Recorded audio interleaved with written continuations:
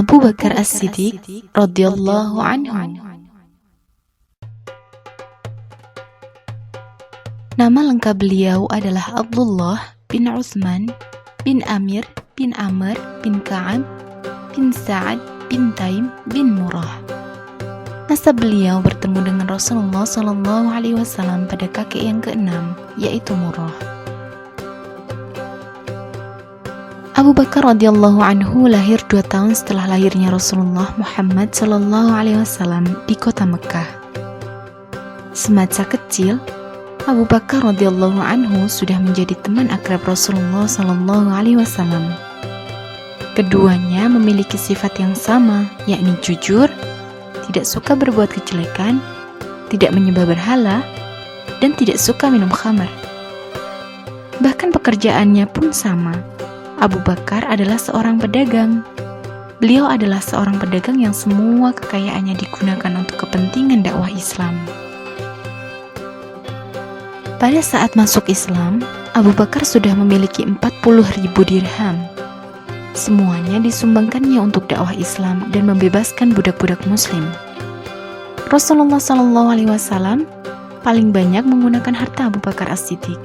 Beliau bersabda, "Tidak ada harta yang lebih memberikan manfaat bagiku selain hartanya Abu Bakar." Suatu hari, Rasulullah SAW menganjurkan para sahabat untuk bersedekah. Saat itu Umar bin Khattab sedang memiliki harta. Maka Umar pun segera pulang sembari berkata, "Hari ini, walaupun hari ini saja, aku akan mendahului kebaikan Abu Bakar." Umar pulang mengambil separuh hartanya lalu menemui Rasulullah SAW. Sesampainya di hadapan beliau, Umar ditanya, "Berapa yang kamu tinggalkan untuk keluargamu?"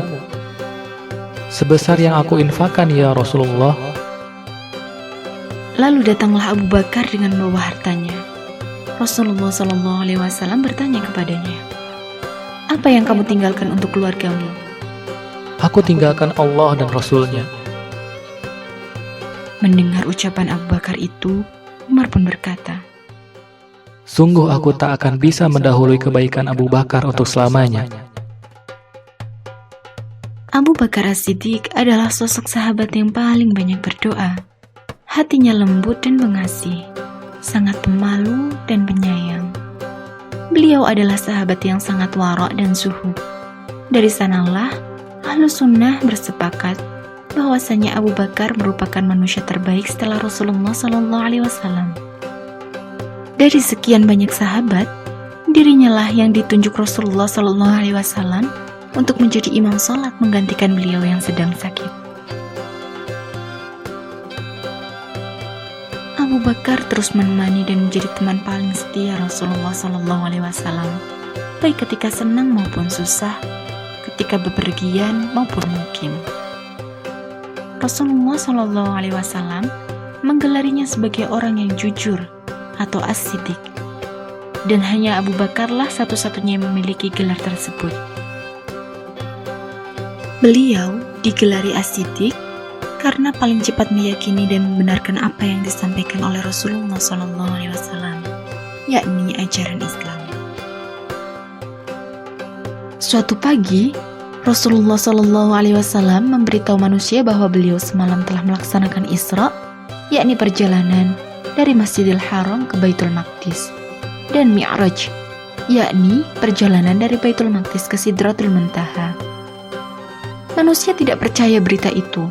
Kemudian mereka mendatangi Abu Bakar dan berkata, "Wahai Abu Bakar, apakah kamu percaya yang dikatakan temanmu Muhammad, bahwa ia pergi ke Baitul Maqdis di malam hari dan sampai di sini sebelum subuh?" "Apakah dia Muhammad yang mengatakan begitu?" "Ya, benar."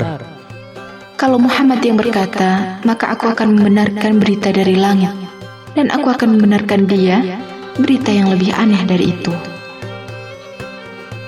Ketika dakwah Islam mulai menyebar ke seluruh penjuru Mekah, orang-orang Quraisy merencanakan pembunuhan kepada Rasulullah SAW.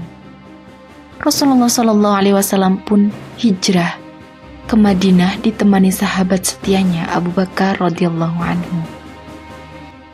Dalam perjalanan itu, Rasulullah Shallallahu Alaihi Wasallam dan Abu Bakar dikejar-kejar orang-orang kafir musyrik. Mereka bersembunyi di dalam gua Sur. Hampir saja persembunyian Rasulullah Shallallahu Alaihi Wasallam dan Abu Bakar diketahui musuh, karena orang-orang kafir itu pun sampai di gua Sur. Ketika musuh akan masuk ke dalam gua untuk memeriksa keberadaan Rasul dan Abu Bakar, Allah Subhanahu wa Ta'ala menolong mereka dengan adanya sarang laba-laba yang masih menyatu, tidak rusak sedikit pun. Dari sanalah orang-orang kafir berkesimpulan, tidak mungkin Rasulullah dan Abu Bakar ada di dalam gua. Pada tahun ke-11 Hijriah, Rasulullah Shallallahu Alaihi Wasallam wafat. Melalui musyawarah yang panjang, akhirnya para sahabat sepakat membaiat Abu Bakar sebagai Khalifatul Rasulillah. Setelah beliau diangkat menjadi khalifah, beliau menyampaikan pidato singkat namun penuh makna di Masjid Nabawi. Beliau memuji Allah dan berkata, "Wahai sekalian manusia, sesungguhnya aku telah diangkat menjadi pemimpin kalian, padahal aku bukan orang terbaik di antara kalian. Jika aku berbuat baik, maka bantulah aku. Jika aku berbuat keliru, maka luruskanlah aku. Kejujuran itu adalah amanah, dan kedustaan itu adalah khianat. Orang-orang yang lemah di antara kalian adalah kekuatan bagiku. Semoga aku bisa menunaikan haknya, insya Allah. Dan orang-orang yang kuat di antara kalian adalah lemah, sampai aku ambil kewajibannya secara benar, insya Allah. Tidaklah suatu kaum meninggalkan jihad fisabilillah, kecuali Allah pasti akan menghinakan mereka. Dan tidak suatu kaum melakukan perbuatan keji dan maksiat, kecuali pasti Allah akan menurunkan azabnya. Taatilah aku selama aku mentaati Allah dan Rasulnya.